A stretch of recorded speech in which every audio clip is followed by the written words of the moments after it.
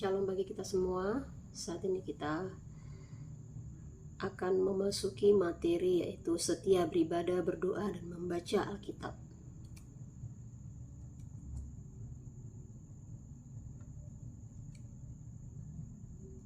Nah, untuk tujuan pembelajarannya, peserta didik mampu melakukan observasi mengenai kesetiaan berdoa, membaca Alkitab, dan beribadah di kalangan remaja SMP dan keluarga Kristen.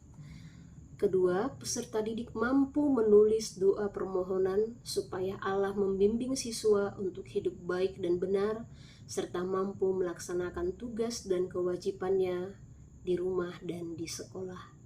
Ketiga, peserta didik mampu menjabarkan hal-hal penting yang tercakup dalam doa Bapa Kami. 4. Peserta didik mampu menjelaskan pentingnya berdoa, membaca Alkitab, beribadah sebagai wujud memelihara iman. Yang kelima, peserta didik mampu menunjukkan sikap sebagai remaja yang menjadikan Alkitab sebagai pedoman.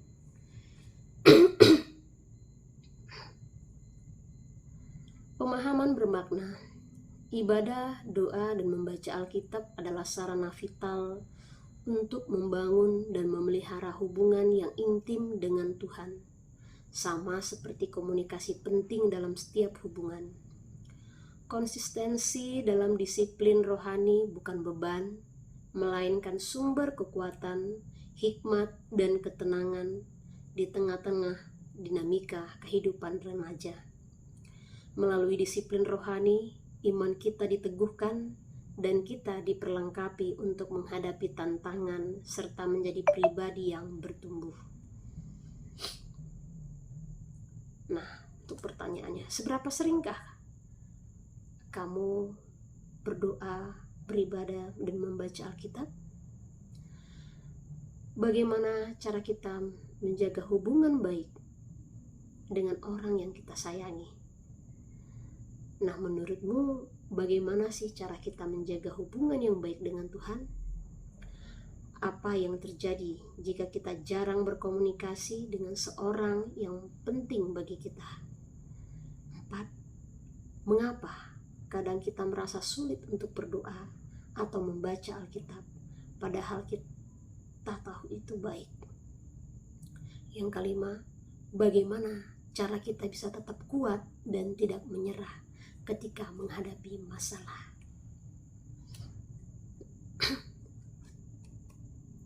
Nah, makna berdoa, membaca Alkitab, dan beribadah.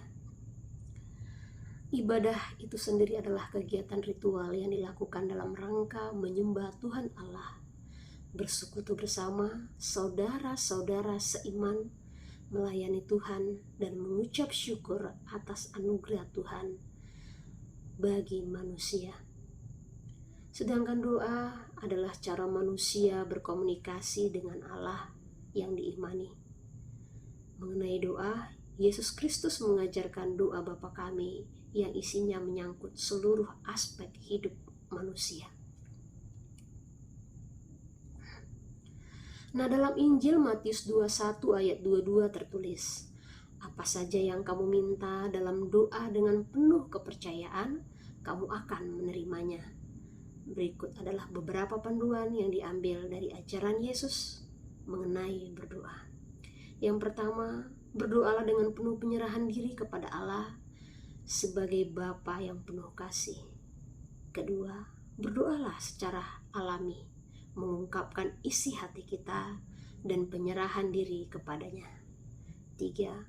Berdoa dengan kata-kata yang sederhana dan tidak berbelit-belit. 4. Berdoa dalam kepercayaan bahwa Allah Maha mendengar dan Ia menjawab doa kita menurut kasih dan keadilannya.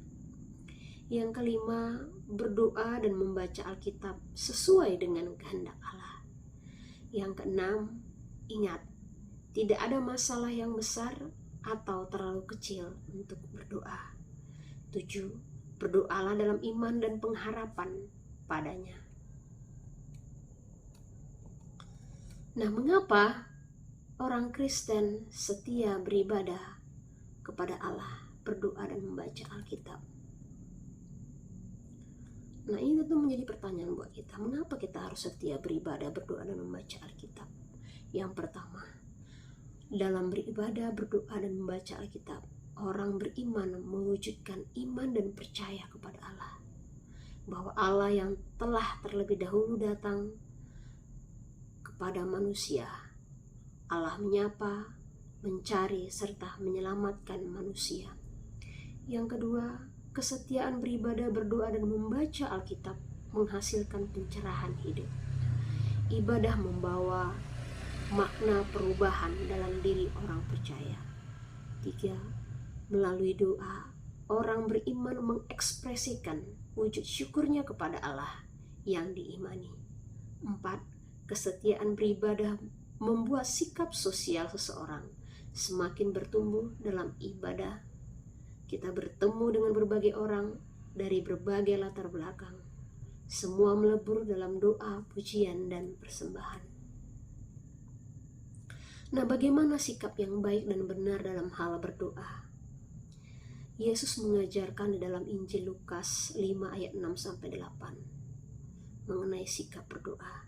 Yang pertama, janganlah seperti orang munafik yang mengucapkan doanya dengan berdiri dalam rumah-rumah ibadah dan pada tikungan jalan raya supaya mereka dilihat orang.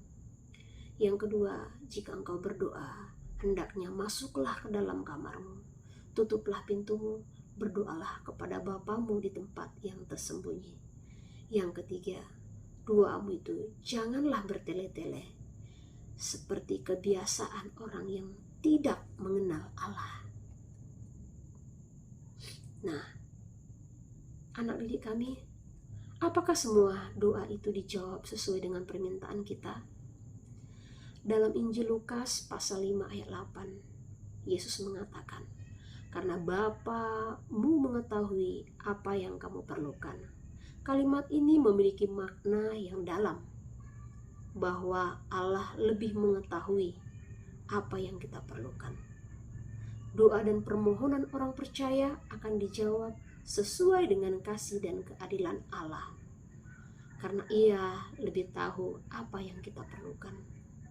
Nah, dalam Injil Matius 21 ayat 22 juga tertulis, apa saja yang kamu minta dalam doa dengan penuh kepercayaan, kamu akan menerimanya. Nah, doa kita akan dijawab. Kita akan menerima jawaban atas doa-doa kita. Namun, jawaban itu diberikan berdasarkan pertimbangan Allah. Bukan apa yang kita mau, tetapi apa yang kita butuhkan diberikan Allah. Nah, tentunya setiap beribadah, berdoa, dan membaca Alkitab membawa pengaruh yang baik dalam kehidupan kita, yaitu diantaranya membawa kegembiraan dan kebahagiaan karena kita memiliki hubungan yang akrab dengan Allah. Ada ketenangan hati karena kita yakin Allah ada di dekat kita. Yang kedua, menumbuhkan iman dan percaya kita kepadanya, karena firman-Nya menguatkan iman yang lemah. Yang ketiga, penerang bagi langkah hidup kita, sehingga kita tidak tersesat. Dalam Mazmur 119 ayat 105 mengatakannya.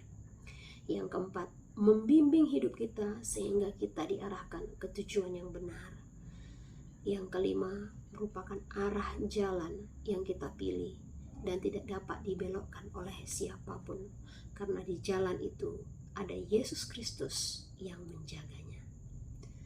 Demikian materi yang saya sampaikan, kiranya anak didik dapat mendengar, mengerti, memahami, dan melaksanakannya di dalam kehidupan masing-masing. Terima kasih. Shalom.